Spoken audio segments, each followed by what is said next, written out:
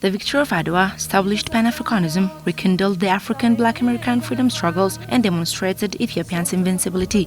The achievement of this victory inspired Africans in the colonies and the diaspora to fight against racism and colonialism and reawaken their hope of emancipation. Numerous African nations were colonized as a result of Europeans' plan to conquer Africa, which was implemented in 1884. Italy's attempt to expand its colonial history by bringing Ethiopia under its control had come to an end under the leadership of Emperor Menelik II and Empress Taitu, with the participation of all Ethiopians in the Battle of Adwa. The victory of Adwa, according to Dina Mufti, Director of Public Diplomacy at the Ministry of Foreign Affairs, not only guaranteed the freedom of Ethiopia, but also sparked a revival among Africans, people of color, and Caribbean nations, and paved the way for colonial era nations to achieve independence. Well, Adwa is very much important in the history of the liberation of the people of the world, particularly Africans, Caribbeans, and people in Latin America.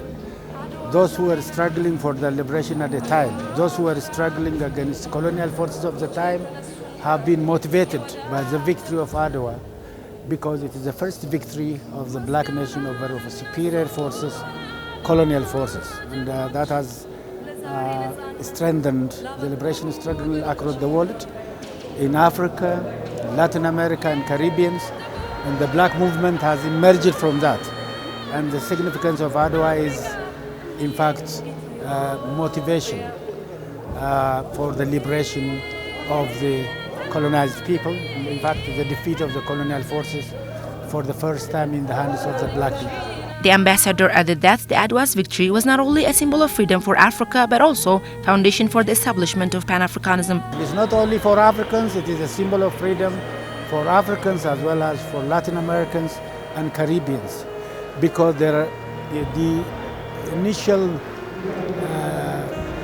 creation of the Pan-African movement has been by the very victory of Adwa. According to historian Taye Bogale, due to Adwa's victory, Ethiopia was able to become the only African country with centralized government that entered the 20th century without being colonized. In the 20th century, Ethiopia has become the only country that entered into the 21st century by and large very well centralized, politically stable, and victorious over colonialism. In addition, different embassies were created. So, to me, it's a source of inspiration of Pan-Africanism.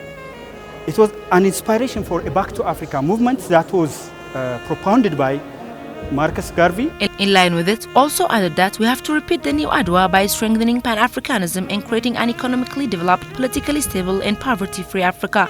In line with it, also added that we have to repeat the new Adwa by strengthening Pan-Africanism and creating an economically developed, politically stable, and poverty-free Africa. As much as the black people have fought for their liberations, now it is time to fight against poverty. It's time to liberate themselves from the yoke of ignorance, poverty, and backwardness. And this is the new Adwa. This is the new front.